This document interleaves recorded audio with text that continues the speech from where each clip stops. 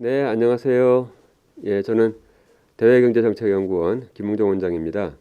오늘 이렇게 여러분들과 바이든 신정부의 대외정책 방향과 시사점에 관해서 말씀을 나누게 돼서 아주 뜻깊게 생각합니다. 요새 아주 코로나 때문에 굉장히 좀 엄중한 상황입니다. 우리가 이렇게 온라인으로나마 그럼에도 불구하고 이렇게 만날 수 있게 된 것은 그나마 다행이 아닌가 생각합니다. 자, 제가 오늘 말씀드릴 주제는 이미 말씀을 드렸고요. 한 3, 40분 정도 제가 말씀을 드리고 나서 그 다음에 질문, 질의응답을 받도록 그렇게 하겠습니다. 여러분들께서 많은 질문해 주시면 같이 생각해보는 그런 기회를 갖도록 하겠습니다. 다음 페이지 수는 제가 예. 예, 그래서 목차는 미 대선 결과 먼저 말씀드리고요. 뭐 다 잘 아시는 내용이라서 빨리 넘어가겠습니다. 최근의 코로나 전후의 글로벌 경제 환경의 변화, 그리고 바이든의 대외 정책을 외교안보와 경제 통상으로 그렇게 나눠서 말씀드리겠습니다. 자, 대선 결과를 한마디로 말씀드려서 이렇게 그림으로 이렇게 나타냈습니다. 보시다시피 파란색은 민주당이고요. 그리고 빨간색은 공화당입니다. 이게 전통적으로 당의 색깔입니다. 306대 232로 바이든 후보가 트럼프 후보를 앞섰는데 공교롭게도 이게 4년 전에 트럼프가 306, 클린턴이 230이었죠. 똑같은 그런 숫자가 됐습니다. 이 중에서 여기 보시게 되면 메인주하고 그리고 네브라스카주 같은 경우는 승자 독식이 아닙니다. 독식이 아니고 하나 둘 이렇게 스플릿이라 그러죠. 쪼개집니다만은 하여튼 이런 방식을 다 해도 지금 보시게 되면은 이쪽 전통적으로 이 서쪽 서부 해안은 민주당인데 이게 사실은 옛날에 레이건 때 한번 생각해 보시면요. 레이건 대통령 당선에서 80년대 때는 캘리포니아가 공화당이었습니다. 물론 레이건이 그 캘리포니아 주지사를 역임했기 때문에 그렇기도 합니다만은 그 뒤부터 이제 이쪽 서쪽 벨트는 다 민주당이 됐고요. 이번에 특별할 만한 것은 이 중서부 쪽의 이쪽 부분을 이 민주당이 장악을 했다는 것이죠. 특히 애리조나 같은 경우는 상당히 보수적인 것으로 알려져 있는데 민주당이 장악했습니다. 이 남부주는 사실 텍사스 같은 경우 옛날에는 민주당이었는데 한 몇십 년, 20년 전부터 공화당이 계속 압도적으로 벌이고 있고 플로리다도 사실 민주당이 많았는데 저 공화당으로 넘어갔습니다. 특기할 만한 것은 이 세 주입니다. 여기 보시게 되면은 미시간, 위스콘신 그리고 펜실베니아 여기 대표적인 러스트벨트 지역이죠. 이 러스트벨트 지역 이 세 지역에서 지난번에 트럼프가 4년 전에 후보가 세 주를 전부 다 이겼기 때문에 사실 뒤집혔습니다. 전통적으로 계속 민주당 지지였던 이 지역이 왜냐하면 노동자들이 많은 곳이고요. 그래서 블루칼라가 많은 지역이었는데 이 지역의 세락을 막는데 민주당이 관심이 없다라고 하는 그러한 입장 때문에 이제 이렇게 바뀌었는데 이번에는 바이든이 굉장히 이 지역에 아주 공을 들였습니다. 그 공을 들이고 바이든이 이 지역 가서 연설하는 걸 들어보시면은 무조건 하여튼 미국 우선이고 무조건 미국 노동자들 우선이다 이렇게 얘기를 했기 때문에 사실 바로 그것이 바이든의 정책이 일정 부분에서 트럼프하고 별로 다르지 않다라고 우리가 그렇게 생각하는 거에 근거가 되고 있습니다. 그리고 이 북동부 지역은 전통적으로 민주당 지지고 이 콘벨트라 그러죠. 이 콘벨트 지역은 전부 다 공화당 지지로 전통적으로 옛날부터 그렇게 이제 해왔습니다. 현재 이런 상황이죠. 자, 그 다음에 코로나19 전후에 글로벌 경제 환경의 변화. 먼저 이제 1990년부터 2008년 사이에 어떤 일이 있었는가? 90년에서 2008년까지 그걸 한번 보겠습니다. 1990년에 냉전이 종식되었습니다. 공산권이 무너졌죠. 이렇게 됨으로써 안보의 불확실성이 크게 감소했습니다. 뭐 기술 진보는 뭐 그 전에도 있었고 그 뒤에도 있고 지금도 있습니다만은 특히 이때 특기할 만한 게 이제 정보통신혁명이죠. 그죠? ICT 혁명이 우리 1990년대 말해서 특히나 했었고요.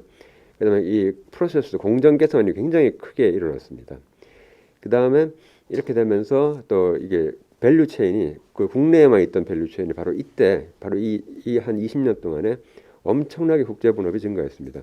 그 전에도 국제 분업이 있었습니다만은 이 시기에 가장 싼 그 비용을 찾아가지고 그 전 세계 다국적 기업들이 국제 분업이 있었고 이것은 대기업 옛날에는 대기업만 그랬는데 중소기업까지 다 확장이 됐었고요. 이렇게 된 이유는 국경 간 거래 비용이 크게 하락했기 때문입니다. 그리고 또 중요한 것이 신흥국의 보건 의료 여건이 개선됨으로 해가지고 신흥국에서 많은 우수한 노동력이 양성됐고 이분들이 국제 노동 시장에 편입이 됐습니다. 이것이 굉장히 중요한 영향을 미치게 됩니다. 자, 그러다가 2008년도 글로벌 금융위기 이후에 지금까지는 코로나 이전까지 세계화 위축 국면입니다. 이 보시게 되면은 글로벌 금융위기가 있은 다음에 굉장히 큰 타격을 받고 2000년대만 하더라도 전 세계 GDP 증가율보다 무역 증가율이 더 높았습니다. 그런데 글로벌 금융위기 이후에 와서는 GDP 증가율보다 교역 증가율이 더 낮거나 또는 비슷한 수준으로 돼 있어서 상당히 이제 교역이 위축이 되죠. 이게 왜 그 이유는 뭐냐면 보호무역주의가 강화됩니다. 각 국가별로 국가 내에서의 불평등이 커졌습니다.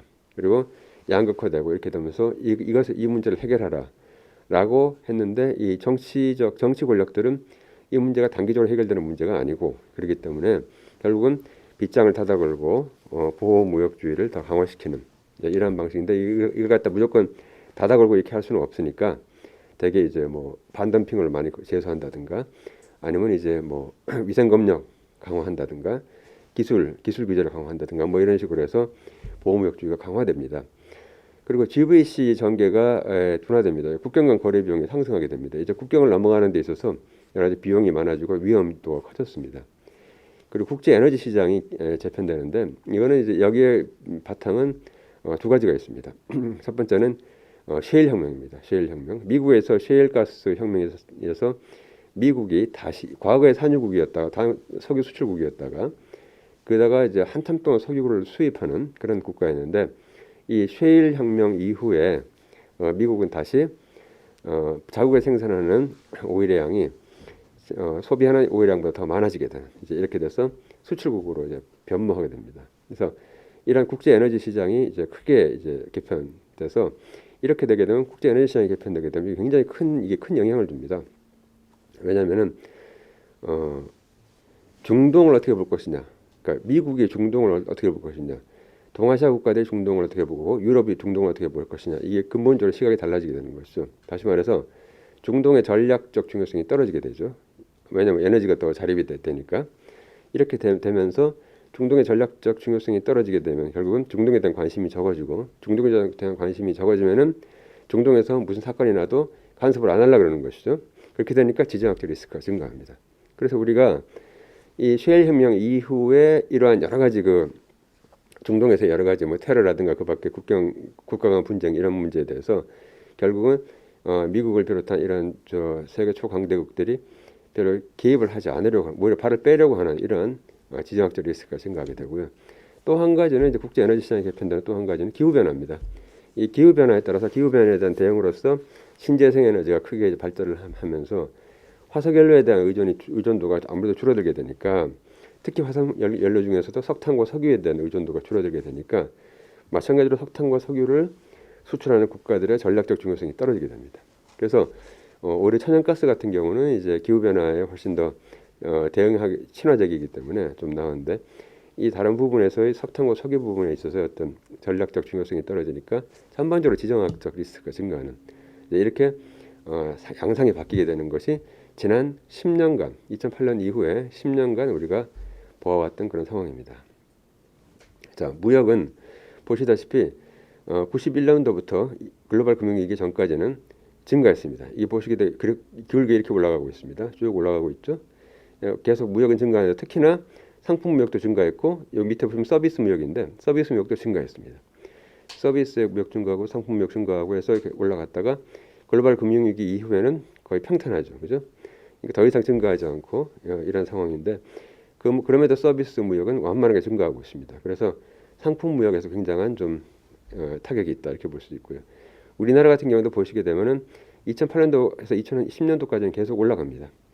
무역이 증가하다가 그 다음부터 이렇게 떨어지는 것이죠. 그래서 전체 무역량이 상당한 2010년도 이후에 감소세를 보이고 있고요.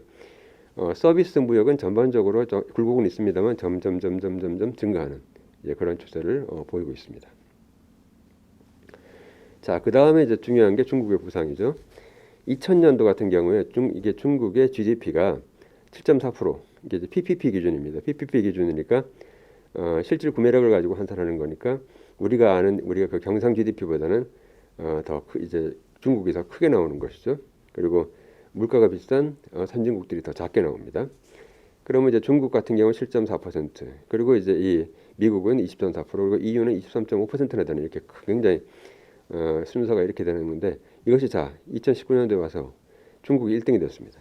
중국이 1등이 되고 EU가 여전히 뭐 2등입니다. PPP로는. 미국이 3등인데 미국은 20에서 15%로, EU는 23.5에서 16%로 급강하게 됩니다. 반면에 중국은 7.4에서 19.3으로 10%포인트 이상, 12%포인트 이렇게 증가한다는, 이거 엄청난 변화가 있는 것이죠. 우리나라는 계속 1.6에서 1.7 사이를 계속 왔다 갔다 하고 있고요. 예를 들어서 일본 같은 경우는 6.8에서 지금 4.1로 줄어듭니다. 인도는 4.2에서 8.0으로 늘어나고요. 그리고 이제 아세안 같은 경우도 4.3에서 5.0으로 증가하고 있고요. 러시아 같은 경우는 이제 3.대에서 이제 왔다 갔다 하고 있습니다. 그러니까 이와 같이 굉장히 많은 이렇게 지형의 변화가 생겼다. 바로 이것이 최근에 국제 정세의 그 불안전성을 또 설명하는 중요한 바탕이 되고 있다, 이렇게 볼 수가 있겠습니다. 자, 이 그래프는 뭐냐면은 이 가로축은요, 전 세계 모든 나라 사람들을 국적과 불문 없이, 국적하고는 상관없이 모든 사람들을 그 소득 수준으로 이렇게 쭉 이렇게 나열한 것입니다. 그래서 이쪽은 잘 사는 사람, 오른쪽은 잘 사는 사람, 왼쪽은 못 사는 사람, 이렇게 해서 쭉 이렇게 나열을 해놓은 것이고요. 이거는 이분들이 주어지는 기간 동안에 얼마나 실질 소득이 증가했는가, 실질 소득이 많이 증가했는가 하는 것을 보여주는 것입니다. 퍼센테이지죠, 증가율. 이렇게 했을 때 이게 이런 모습을 보인다. 라고 해서 이게 코끼리 곡선이라고 이렇게 얘기하는데, 이런 모습을 보인다라고 하고 나왔습니다. 그럼 이건 뭘 의미하느냐? 못 사는 사람, 이제 그 실질 소득이 낮은 층에서는 상당히 실질 소득이 증가했습니다. 그리고 중산층에서는 실질 소득의 증가율이 상대적으로 낮았고요. 그리고 굉장히 그 잘 사는 이 계층에서는 엄청나게 실질 소득이 증가했습니다. 현재 이렇게 되는 것을 보여주고 있습니다. 근데 이거를 갖다가 개도국과 선진국으로 보자면, 개도국 같은 경우는 주로 이쪽 왼쪽 편에 많이 있습니다. 왼쪽 반에 이쪽에 많이, 물론 이제 개도국에도 굉장히 잘 사는 데는 있기는 합니다만은, 예를 들어서 중국이나 인도 같은 경우는 이쪽이 많이 있고 이쪽은 굉장히 적은, 이제 이런 순서가 되겠죠. 그러면 이쪽이 많은 이 개도국 같은 경우에 있어서는 결국은 개도국 내에서의 중산층이 굉장히 소득이 증가했다는 걸 얘기하니까, 개도국 같은 경우는, 거대 개도국 같은 경우, 중국이라든가 인도 같은 이런 거대 개도국 같은 경우는 오히려 아주 잘 사는 사람도 생겼지만은 중산층이 광범위하게 형성이 됐다, 이렇게 볼 수가 있으니까 바람직한 것이죠. 반면에 선진국 같은 경우는 주로 국민들이 이쪽 부문에 속해 있겠죠. 물론 아주 가난한 사람도 있습니다만은 이쪽 부문에 많이 있습니다. 그럼 이쪽 보시게 되면은 선진국에서 가난한 사람들, 바로 이 중간에 있는 사람들이죠. 선진국에서 가난한 사람들이 선진국에서 잘 사는 사람들에 비해서 굉장히 소득이 성장 증가율이 떨어졌습니다. 다시 말해서 양극화가 심화된 것이죠. 그래서 선진국을 중심으로 해서 소득 분배의 불평등도가 굉장히 커지게 됩니다. 이게 여러 가지 이유가 있습니다. 근데 중요한 이유 중에 하나가 이제 기술 진보고요. 기술이 진보하는데 그 빠른 기술 진보에 제대로 습득하고 있는 일부 소수가 엄청나게 많은 그 렌트를 향유할 수 있는 것이고, 거기에 따라가지 못하는 선진국의 언스킬드, 비숙련 노동자가 나고야 하는 것입니다. 이제 이런 것이 기술 진보가 또 큰 영향을 미치고, 또 하나는 이제 세계화를 통해 가지고 그 비숙련 노동자가 쉽게 만들 수 있는 그런 물건을 개도국에서 만들므로 해서 선진국의 비숙련 노동자가 설 자리가 없어진 것이죠. 바로 이제 러스트벨트 문제가 바로 그런 것입니다. 그래서 그렇게 함으로써 소득 분배 불평등도가 커지고, 이 불평등도의 확대는 선진국을 중심으로 해서 정치 권력으로 하여금 정치 권력에게 위기를 가져옵니다. 그러니까 대개 이제 선진국에서 보면 중도 우파나 중도 좌파가 집권을 해서 서로 주거니 받거니 하면서 이렇게 집권을 해왔는데, 크게 봐서 이 중도 우파나 중도 좌파 정권들이 바로 이러한 문제를 또 해결하지 못하고 있다, 무력하다, 또는 관심이 없다, 이러한 인식이 퍼져감에 따라서 극좌든 극우든 포퓰리스트 정권이 생긴다든가 이런 식으로 득세를 하게 되는 것입니다. 자, 이런 이런 걸 볼 수가 있고요. 앞서 말씀드린 대로 이제 보호무역주의가 점점 증가하는데 그걸 구체적으로 나타내 보면은 전 세계 보호무역 조치 건수인데요. 이게 이제 이 주로 보시게 되면 최근에 와가지고 보면은 주로 이 오렌지색하고 이 파란색이 많지 않습니까? 이 오렌지색은 뭐냐면 기술 장벽이고요. 파란색은 위생검역입니다. 이러한 위생검역과 기술 장벽을 이용해서 외국으로부터 수입을 막는 이러한 보호무역 조치가 과거보다 훨씬 증가하고 있습니다. 그러니까 다른 예를 들어서 상계관세나 세이프가드라든가 아니면 긴급 수입 제한 같은 또는 수량 제한 관세 할당 같은 직접적으로 눈에 보이는 바로 이러한 조치보다는 이제 좀 겉으로 잘 안 보이는 위생 조치라든 식물 검역이라든가 아니면 기술 장벽 가지고 외국의 수입을 막는 바로 이러한 건수가 점점 많아지고 있다 이런 것이죠. 사실 이 위생 검역이나 기술 장벽은 사실은 이건 동질의 양면 같은 것이어서 수입국 입장에서 보면은 위생 조치를 해야 되는 거 아니냐 당연한 것이죠. 그다음에 기술 장벽도 이것도 이런 수출국 입장에서는 기술 장벽이라 하지만 수입국 입장에서는 최소한의 기준을 마련하는 거죠. 예를 들어서 우리나라 수입되는 자동차의 경우는 CO2 이산화탄소의 배출량을 일정 수준 이하로 맞춰야 된다. 뭐 이건 당연한 거 아니겠습니까? 많이 그 이산화탄소를 내뿜는 그런 자동차를 수입할 수는 없으니까요. 이와 같은 어떤 기술 규제가 결국 수출국 입장에서는 그 기준을 어떻게 설정하느냐에 따라서 장벽으로 느껴질 수가 있는 것이고 식품위생검역도 마찬가지입니다. 엄격하게 따지기 시작하면 끝이 없는 것이죠. 그래서 이러한 방식으로 보호무역 조치가 굉장히 늘어나고 있습니다. 이 미중통상 분쟁 관련해 가지고는 이 미중통상 분쟁에서 이런 그동안 2018년도부터 다시 시작됐죠. 2016년 말에 트럼프가 당선되고 나서 2017년에 이제 취임해서 한 1년 정도 이렇게 쭉 계속 보다가 결국 2018년부터 가시적인 조치가 시작됐습니다. 그래서 1단계 합의가 됐는데요. 1단계 합의가 이제 2020년 1월 14일 최종적으로 발표가 됐습니다. 그래서 미국 농산물 구입을 한 500억 달러어치를 구입하겠다라고 해서 이제 이렇게 했는데 이게 한 60, 70% 정도는 지금 이행이 됐는데 완전히 안 됐습니다. 이게 안 된 이유가 중국 같은 경우는 아직 이 코로나 사태에서 이게 이렇게 된 거다. 불가피한 거다로 얘기했고 미국 입장에서는 어쨌든 니네 약속 안 지킨 거 아니냐 지금 이렇게 되고 있습니다. 그래서 1단계 합의 조치가 완전히 이행이 안 되고 있는 그런 이제 문제점이 있습니다. 자, 이거는 이제 미과 중국 간의 기술 패권 분쟁인데요. 이게 보시게 되면은 첨단 건수, 첨단 기술에 대한 어떤 특화 건수를 보시게 되면은 2000년과 2017년을 이렇게 비교해 보면 2000년의 경우에는 AI나 양자가 컴퓨터, 의료, 자율주행, 해서 드론, 이렇게 해서까지 리튬 이온 전지까지 해가지고 이렇게 해서 주로 미국과 일본이 주로 양분하고 있었습니다. 그리고 한 2위로 내려가면 이제 영국이 있다든가 독일이 있다든가 이렇게 되고요.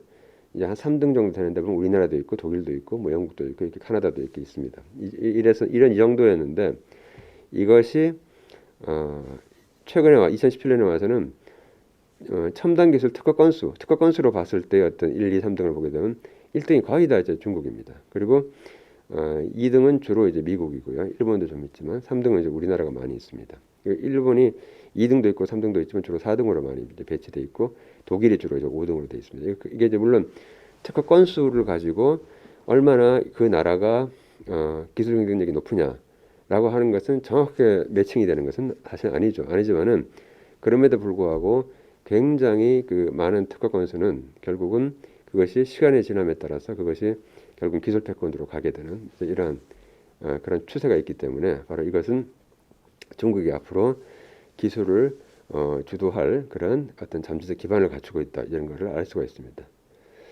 자, 이렇게 되다 보니까 미국에서는 굉장히 중국에 대해서 여러 가지 경계심이 높아지는데요. 경계심이 높아지는 것에 또 불을 지른 것은 결국 불공정하다.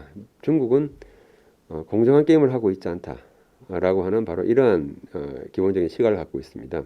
예를 들어서 기술을 탈취한다라든가 그 다음에 자신한테는 산업 부족을 엄청 줘가지고 그걸 이용해서 진출한다라든가 아니면 중국의 국영기업이 엄청나게 많은데 이 국영기업의 운영이 전혀 투명하지가 않고, 그다음 국영기업은 무제한으로 지원해가지고 결국 개도국에서 어떤 그런 리스크를 줄여가지고 거침없이 진출한다든가 이런 여러 가지 불공정, 또 지자권 탈취도 지자권 침해도 있죠.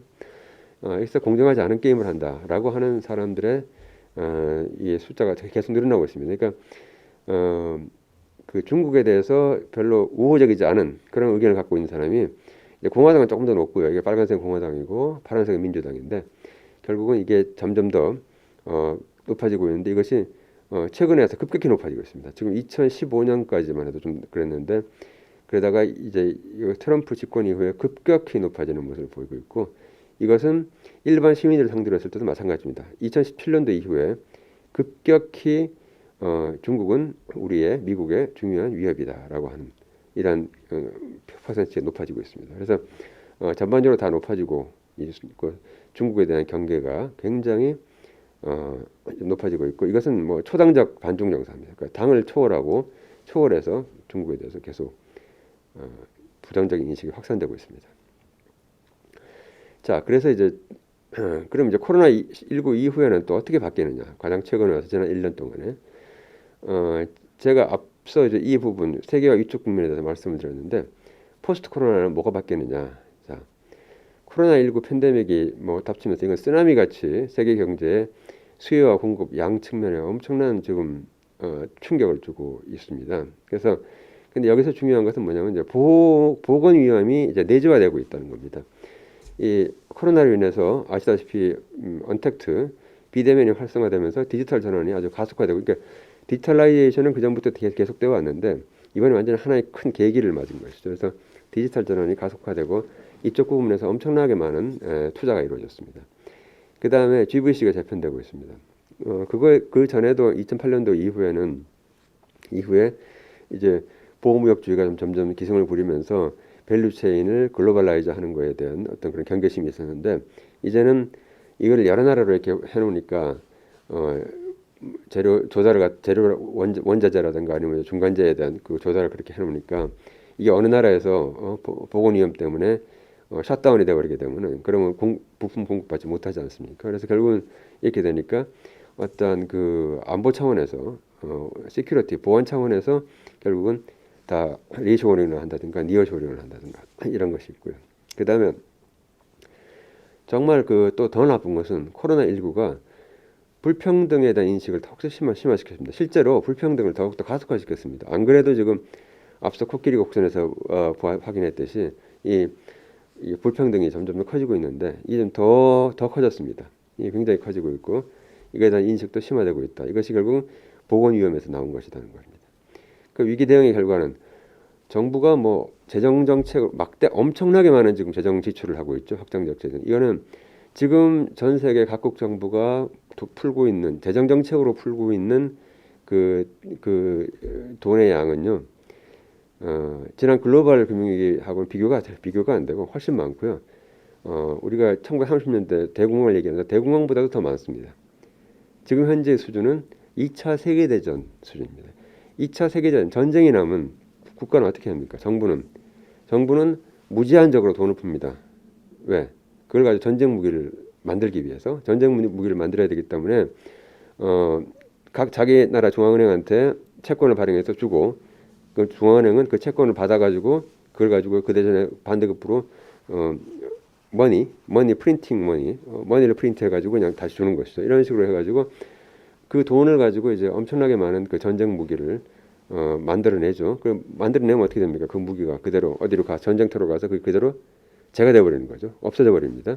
그럼 또 만들고 또 없애고. 그러니까 엄청난 수요가 창출이 되는 건데 지금 우리가 각국 정부, 특히 선진국 중심으로 해서 정부의 그 행태를 보게 되면은 바로 이러한 것입니다.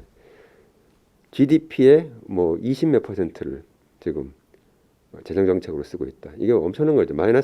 재정 적자가 마이너스 20몇 %입니다. 재정 적자가 마이너스 28%막 이렇게 나옵니다. 이거는 이제 전쟁 수준이다. 이제 이렇게 볼 수 있고요. 이와 같이 정부의 개입이 강화되고 있고 또 불확실성이 뭐 극도로 확대되고 있습니다. 좀 이따가 말씀드리고요. 그래서 이거 뭐 잘 아시는 겁니다. 이제 그동안에 디지털 전환 어떻게 되고 있는가, 코로나 이후에 이제 그것이고 이렇게 되면서 이게 가치 사슬이 지금 어떻게 바뀌고 있느냐. 이게 사실 이거는 이제 코로나 19 이전 얘기인데요. 2000년에는 주로 독일과 일본이 어떤 가치 사슬의 중심에 있었고, 그다음에 이제 미국이 이렇게 있었습니다. 그러니까 독일과 미국과 일본이 이 중심이었고, 이제 다른 나라들이 이렇게 있었는데, 이것이 지금은 독일과 중국으로 됐습니다. 더군다나 중국은 굉장히 큽니다. 그러니까 중국이 굉장히 크고요. 그 미국은 옆으로 밀려나 있습니다. 이러한 방식으로 밸류 체인이 바뀌었습니다. 이게 최근에 와서는. 그리고 이제 이렇게 보시게 되면은, 그러니까 모든 것이 중국 중심으로 돼 있기 때문에 중국에서 만약에 무슨 또 다른 에피데믹이 생긴다. 이렇게 되면은 전 세계 가치 사슬이 타격을 받게 되는 현재 이러한 상황입니다. 그렇기 때문에 다 밸류 체인을 간소화시켜서 자기네 나라 또는 근처로 바꾸자. 탈중국하자. 중국에만 의존할 수 없고 공장을 짓더라도 중국에 하나, 차이나 플러스 원, 차이나 플러스 투, 중국에 하나 짓고 베트남에 하나 짓자, 중국에 하나 짓고 미얀마에 하나 짓자, 중국에 하나 하고 인도네시아도 하나 하자. 뭐 이런 식의 그런 안전판을 마련하는 것입니다. 자, 코로나 이후에 또 놀라운 사실은 필수 노동자, 이센셜 워커와 비필수 노동자가 있는데, 이 사람들이 얼마나 재택근무를 할 수 있느냐. 재택근무를 할 수 있으면 훨씬 더 코로나에 대해서 더 안전할 수가 있는 것이죠. 근데 필수 노동자는 그렇게 할 수가 없습니다. 코로나 전에는 필수 노동자의 대부분은 다 재택근무를 못하고 현장에서 근무하고 있었죠. 이 밑에가 현장 근무고 위가 요게 재택근무입니다. 근데 코로나 이후에 필수 노동자들의 재택근무가 더 확대됐습니다. 확대돼서 주로 현장 노동자가 많이 줄어들긴 했습니다만 많이 줄어들지는 않았습니다. 여기 비필수 노동자의 경우에서는 코로나 이후에 보십시오. 이게 한 4분의 3 이상이 전부 다 재택근무를 하고 있고 나머지 4분의 1만 현장 근무를 하고 있습니다. 이렇게 되므로 해가지고 비필수 노동자의 경우에 있어서는 훨씬 더 코로나에 대해서 더 안전할 수 있는 현재 그런 상황이 되어 있습니다. 근데 그러면 비필수 노동자는 어떤 사람이고 필수 노동자는 어떤 사람이냐? 주로 화이트 칼라 사무실에서 일하던 사람들이 주로 비필수입니다. 그러니까 여기가 상대적으로 고임금이 많고요. 항상 그런 건 아닙니다만 고임금이 더 많고, 필수 노동자 같은 경우는 택배라든가 밖에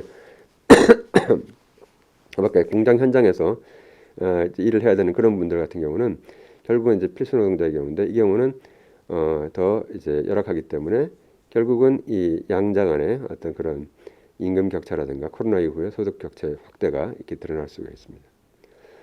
자, 이게 코로나가 미친 영향이 불평등의 심화라고 했는데요. 이 고용 부분에서도 심각합니다. 미국 같은 경우를 보시게 되면은, 자, 이게 파란색이 남자고 이제 이 색이 이제 여성의 고용이 얼마나 줄었느냐 합니다. 고용이 얼마나 그러니까 다 마이너스죠. 고용이 다 줄었는데 코로나 이후에 얼마나 줄었느냐 하는 건데, 백인은 전반적으로 흑인이나 히스패닉보다 덜 줄었습니다. 그죠? 흑인 같은 경우는 남자 여자 모두 크게 줄었고요. 히스패닉 같은 경우는 여성이 엄청 타격을 받았습니다.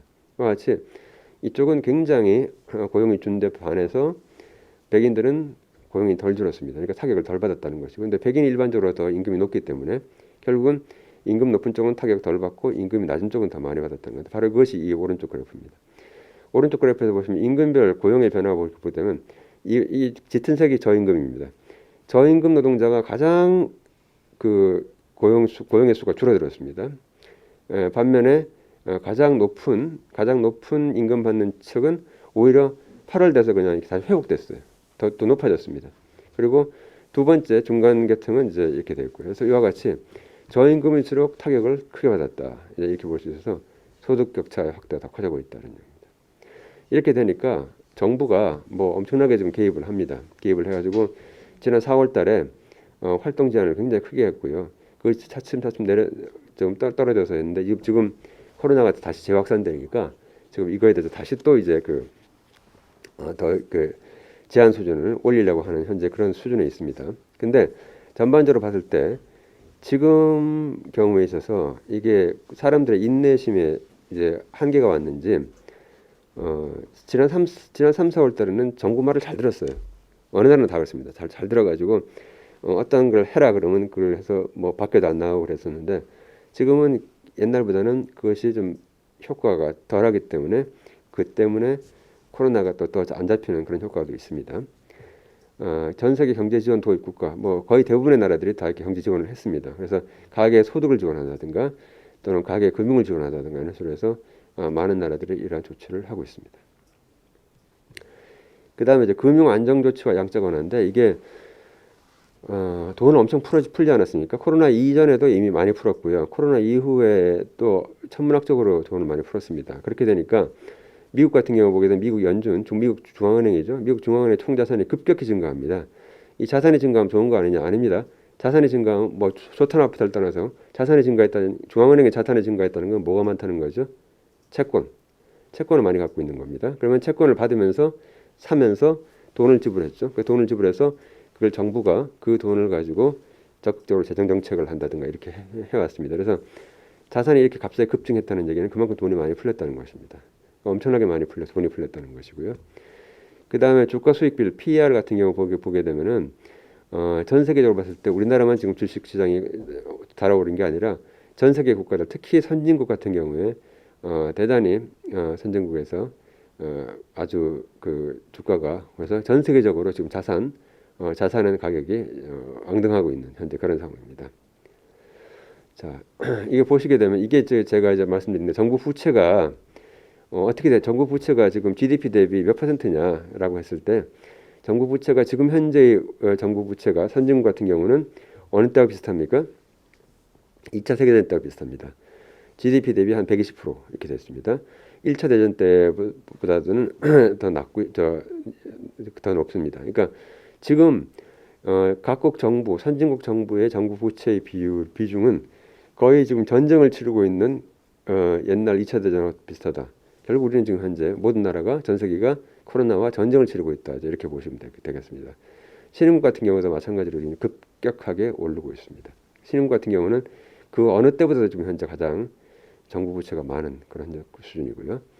그 다음에 당해년도 재정적자가 얼마나 되느냐라고 했을 때 보시게 되면은 이게 2020년 이게 19년입니다. 19년에는 뭐 비교적 양호했습니다. 되게 흔히 하는 얘기가 경제학적 근거는 없습니다만 되게 재정적자가 당해년도 재정적자가 마이너스 3% 안에 들어가야 된다라고 하는 그런 이제 암묵적인 룰이 있는데 그때는 대충 이 나라들은 다 이걸 맞췄죠.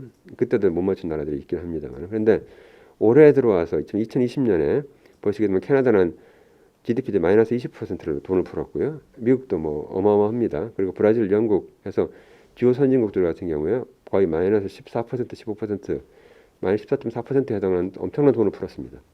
일본, 스페인, 남아공에서 우리나라 같은 경우는 비교적 굉장히 양호한 그런 경우입니다만은 이렇게 재정적자 규모가 엄청나게 높아진 현재 그런 상태다. 그러니까 이것이 추가적인 재정 여력의 어떤 제한을 가져온다라고 할 수 있습니다. 위기 이후 성장 경로가 완전 회복될 것이냐 이제 이 파란색 그래프는 전 세계의 그 연도별 경제 성장률이고요. 그리고 이 주황색 선은 우리나라입니다. 그래서 이때가 우리 외환위기 때였고요.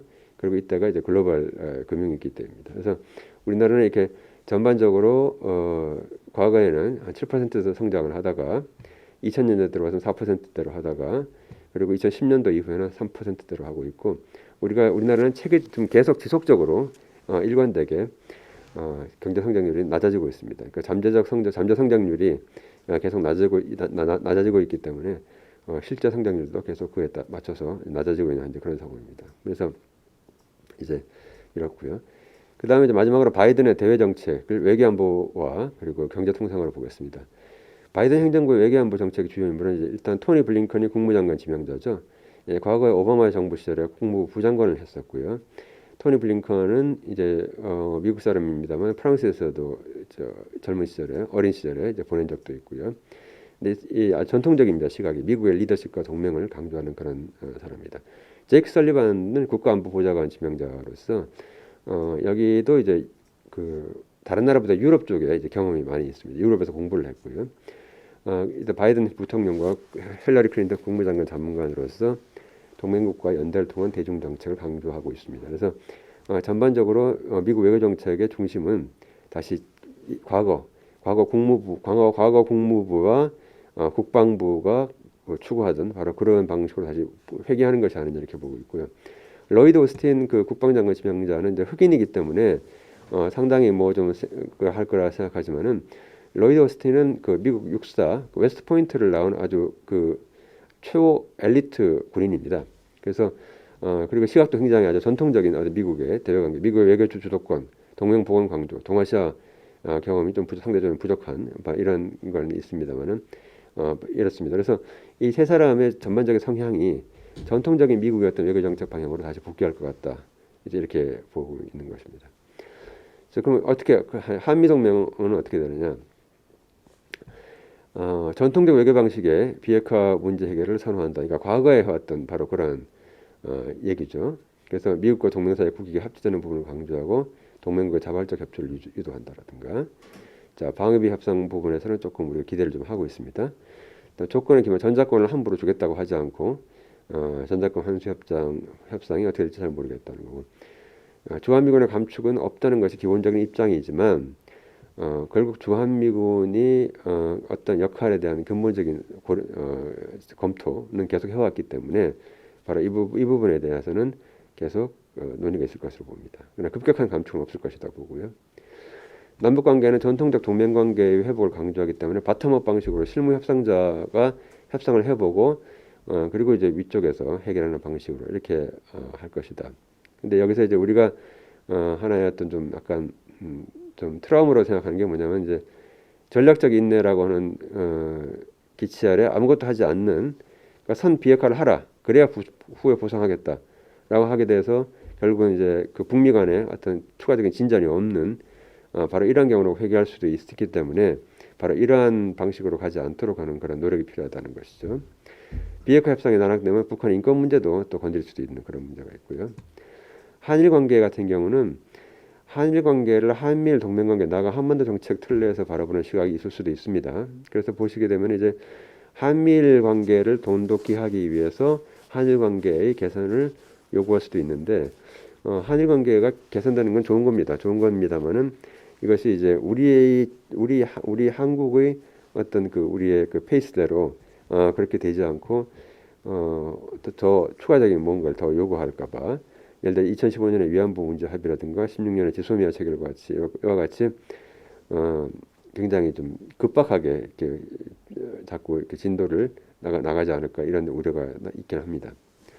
자, 대중국 환경 기조는 뭐 당연히 뭐 앞서 보셨습니다. 굉장히 계속될 것으로 보이지만은 두 가지 면에서 전 정부와 차이가 있는 게 첫 번째는 다양한 기준을 들여야 될 거다. 과거에는 이제 뭐 트럼프 정부 같은 경우는 중국이 우리의 일자리를 뺏어가고 우리의 소득을 뺏어가고 우리 주머니에 있는 돈을 뺏어간다 그렇게 했습니다만은 그것뿐만 아니라 소수민족 인권 침해, 인권 문제를 건드릴 수도 있고요. 그다음에 이제 뭐 여러 가지 지금 현재 그 나스닥에 상장되어 있는 중국 기업에 대해서는 상장 폐지라든가 뭐 이런 여러 가지 것을 지금 하는 데 있어서는 초당적으로 다 똑같다는 것이고요. 그래서 이제 동맹국 중심의 그런 다자 연합 전선에 이제 그 참여를 요구한다라든가 이런 식으로 해서 대중경제 연대에 참여를 압박하는 이러한 방식이 있는데 다만 이제 동맹국의 이해관계를 무시하는 일방적 요구의 가능성은 그렇게 높지는 않다라는 게 이제 희망입니다. 그럼 바이든 시대 우리의 외교안보 정책의 기본 방향은 뭐냐? 우리가 적극적 역할을 해야 됩니다. 아까 전략적 인내로 그냥 돌아가지 않을까라고 하는 그런 우려가 있다 그랬는데 한반도 문제는 우리 정부가 당사자임을 강조하고 미국과 사전 협의를 통해 조율하겠다는 적극적인 의사를 피력해야 된다는 것이고요. 그다음에 대미 공공외교를 확대해야 됩니다.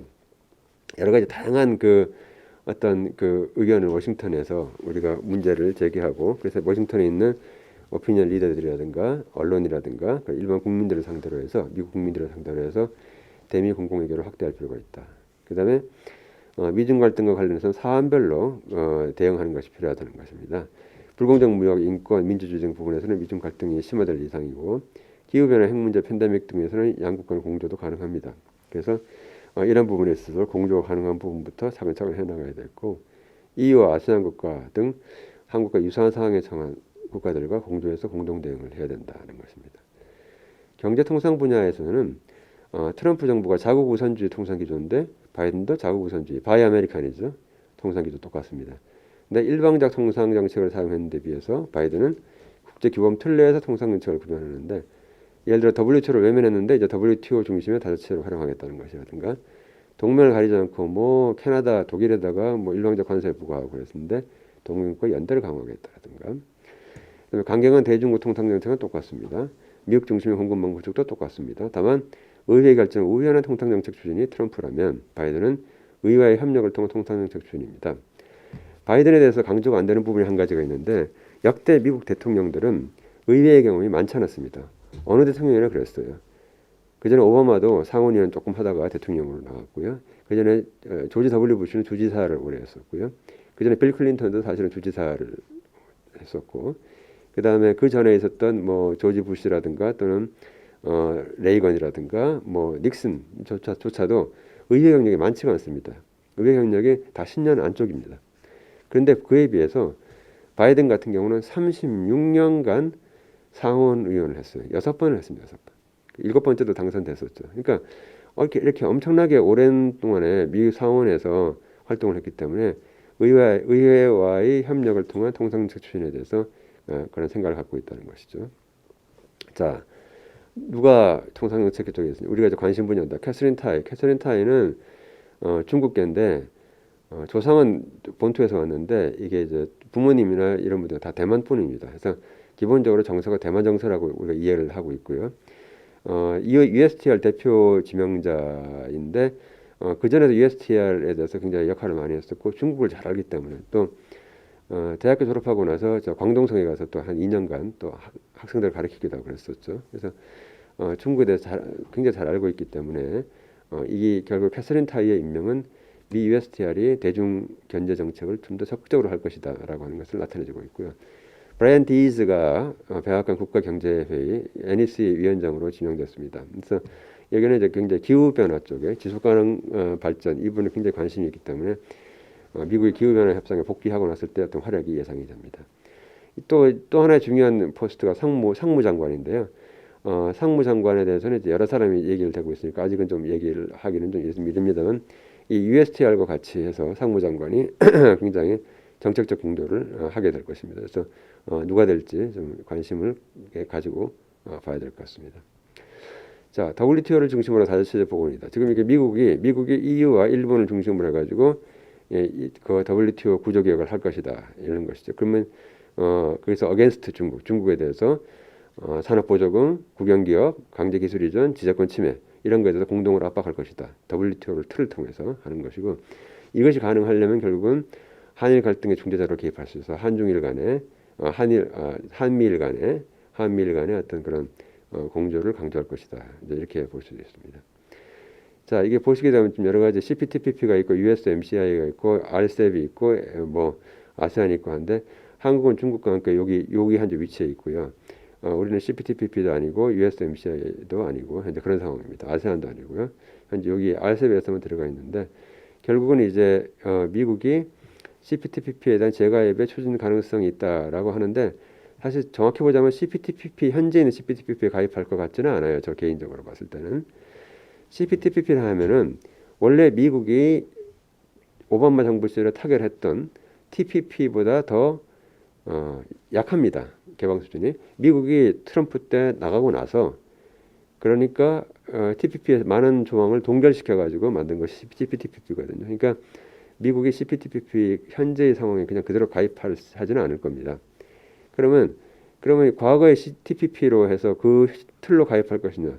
그것도 좀 어려워요. 왜냐하면은 시간이 많이 지났기 때문에 또 더 추가해야 될 게 생겼다는 게 한 가지가 있고 두 번째는 TPP가 미국 노동자들의 권익을 충분히 반영하지 못한 아주 나쁜 무역 협정이라고 트럼프가 그렇게 얘기하고 나왔잖아요.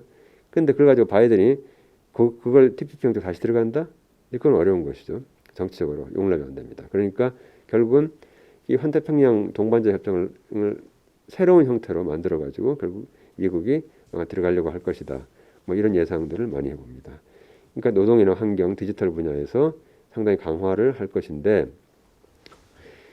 그걸 어느 정도로 어떻게 할 것이냐. 미국 통상정책의 방향은 이미 나왔습니다. 미국이 멕시코와 카나다와 같이 했던 USMCA 이것은 미국이 자기가 원하는 바를 모두 다 적나라하게 담아낸 그런 협정입니다. 따라서 여기서 이제 미국의 어떤 본심을 볼 수가 있습니다. USMCA에서. 그 미국의 본심은 뭐냐? 환태평양에서도 마찬가지로 이거 USMCA 수준을 관철하려고 할 것이다라고 보는 것이 맞는 예측인 것 같고요. 노동과 환경 분야에서 이 규정이 되게 많습니다. 이건 TPP 과거에 미국이 탈퇴했던 TPP에서는 없는 것도 많이 들어가 있고요. 한미 FTA 우리가 굉장히 높은 수준의 FTA라고 했던 한미 FTA도 이미 벌써 시간이 많이 지나가지고요.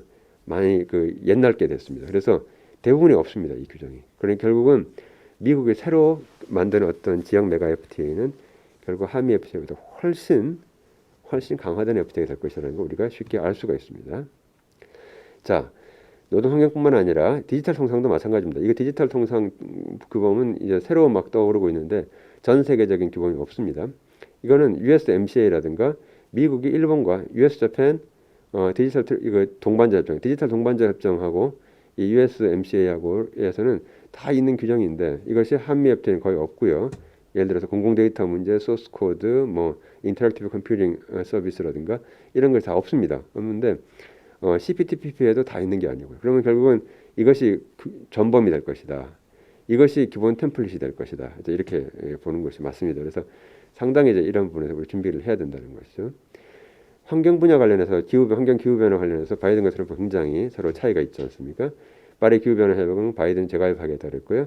화석연료에 대한 규제를 강화하겠다 그랬고, 그다음에 셰일가스에서 쓰는 그 수압 화살법이라는 게 상당히 그 어떤 그 환경 파괴적인 요소가 있는데 이거에 대해 부정적이고 자동차 연비 기준도 강화하겠다고 해서 상당히 다른 트럼프하고 다른 입장이다 이런 것이고요. 그래서 현재 그 바이든 정부가 생각하는 어떤 그 타임 스케줄은 파리 기후 변화 협약을 취임하자마자 재가입하고 2025년까지 탄소 국경세를 도입하고 30년까지 상업용 건물 배출가스 네트 제로 그리고 35년까지는 전기 발전 부분에서 이산화탄소 배출량을 제로 네트 제로 하겠다는 것이고요. 그리고 2050년 가서는 경제 전반에서 네트 제로 하겠다. 배출가스 순제로 하겠다. 이제 이게 굉장히 야심찬 그런 계획을 좀 가지고 있습니다. 자, 2015년 이후에 사실은 미국과 중국이 지금 현재 디커플링을 얘기하고 있는데요. 디커플링이 이미 되고 있습니다. 농림수산물, 철강, 비청소 뭐 여기서 보면은 미국, 캐나다 수입 시장에서 중국은 계속 줄어들고 있습니다. 중국만 줄어들고 있어요. 그죠? 그다음 중국 해역은 중남미가 좀 줄어들고 있는데 그 다음에 전기전자 부분에서는 중국만 줄어들고 있습니다. 기계도 중국만 줄어들고 있고요. 이와 같이 디커플링이 이미 시작이 됐다. 중국에서도 마찬가지입니다. 중국에서도 북미만 줄어들고 있습니다. 이렇게 북미가 줄어들고 있죠. 그래서 이제 기계 같은 데는 한국도 크게 줄어들고 있는 전기전자에서는. 그래서 이와 같이 이제 이거는 이제 결국은 전기전자와 기계 분야에서 중국이 한국의 중요한 경쟁자로 떠올랐다는 의미입니다. 그러나 이게 보시게 되면 북미가 계속 줄어들고 있다. 그러니까 서로 이제 이렇게 서로 디커플링이 되고 있다는 게 이미 시작이 됐다라고 봅니다. 그러면 이게 그럼 당장 끝낼 것, 당장 이제 디커플링이 될 것이냐? 그렇지는 않을 것 같습니다. 지금 미국 시장에서 중국이 점유율이 1, 2, 3등인 품목수입니다. 이게 1등, 2등, 3등인 품목수인데 보시게 되면 2019년대 가서 줄어들었죠. 이게 이제 그 미중 통상 분쟁 때문에 이렇게 된 것인데 그 전까지는 계속 늘었습니다. 늘었기 때문에 이것이 한껏 단숨에 이렇게 이 수준으로 가지는 않겠죠. 단숨에 이렇게 뚝 떨어지기는 어려울 겁니다. 그래서 결국 시간이 좀 걸릴 것이다. 어쨌든 간에 디커플링에는 좀 시간이 걸릴 것이다. 이렇게 볼 수 있습니다. 그러면 바이든 시대 우리의 통상정책의 기본 방향은 뭐냐? 자유무역의 기반에 의해서 공정성, 투명성, 공감성이 가미된 통상정책이다. 항상 밝히는 게 굉장히 중요합니다. 우리의 원칙을 밝히고 그에 따라서 일관된 통상정책을 해야 된다는 것이고 규칙 기반 자유무역과 자유체제를 지향하는 국가그룹과 협력을 강화해야 된다는 것이고요. 또 바이든 행정부 요구사항에 대해서 우리가 선제적으로 대응해서 친환경 부분에 있어서 굉장히 우리가 같이 우리의 그린뉴딜과 연계해서 협력을 제시하고 그 밖에 우리 항점 분야에서 공급망 참여를 적극적으로 해야 된다 이런 것입니다. 다자통상, 디지털 통상 관련해서도 WTO 협상에 적극 참여해야 되고 FTA 같은 경우는 디지털 경제 협력을 더 확대하고요. 또 역시 디지털 무역 규범에 대해서도 더욱 적극적으로 해야 되고요. 이 EU의 GDPR이 있죠. EU의 GDPR이 미국, 일본 그리고 중국 이 양측의 그 데이터 지역화와 관련된 조치 한 중간쯤에 있기 때문에 EU GDPR에 대해서 굉장히 더 연구를 많이 하고 이것에 대한 대응을 강화해야 된다는 것입니다. 그리고 이외에서 제도 정비가 필요한데요. 데이터 3법이 통과돼서 우리는 참 기뻤는데 여기도 부족한 점이 있습니다. 개인정보의 국외 이전에 대한 규정이 없기 때문에 이 부분을 좀 더 해야 된다는 것이고요. 온라인 소비자와 데이터 보호법을 개선해야 되고 이 데이터 지역화에 대해서 이게 지금 중국은 데이터 지역화를 인정하고 지역화해야 된다는 것이고 미국 일부는 데이터 지역화하면 안 된다는 입장이기 때문에 이 부분에 대해서는 우리의 입장을 정하고 이와 같이 공동대응하는 게 필요하다. 그 다음에 디지털 무역이 새로 급속히 증가하고 있기 때문에 이 제대로 된 그 흐름을 파악하는 게 지금 애로가 있습니다. 그러니까 통계가 구축이 돼야 됩니다. 그래서 이건 사실 WTO 차원에서 지금 그런 논의가 지난 5년 동안 많이 논의가 됐었거든요. 그래서 이 통계, 결국 디지털 교역에 대한 통계를 더 굉장히 발전시키는 게 굉장히 중요하다. 그래야지 정책도 바로 이러한 현황 파악에서부터 먼저 나오기 때문에 이게 중요하다고 볼 수 있습니다. 그린 뉴딜은 어떻게 해야 되느냐? 탄소 중립 목표 시장 설정해야 된다. 이건 했고요. 관련 정책과 일관성 제고. 이게 우리가 지금 그린 뉴딜 밖에 있는 그린 뉴딜과 똑같은 그런 같은 철학 가진 정책이 많습니다. 예를 들어서 플라스틱 정책이라든가 이런 게 많이 있거든요. 이런 걸 전부 다 모아가지고 일관성 있게 해야 된다는 것이고 디지털 그 그린 뉴딜 정책을 쓰다 보면은 여기서 그 어떤 불가피하게 피해를 보는 사람들에 대한 어떤 그런 지원이라든가 그 안전망 강화와 같은 이런 공정 전환에 대해서 더 신경을 써야 된다는 것이고 또 그린 뉴딜 관련해서 국제 협력을 더욱더 강화를 해야 된다 이렇게 볼 수 있습니다. 그래서 지금까지 제가 발표를 했습니다. 발표를 마치도록 하겠습니다. 고맙습니다.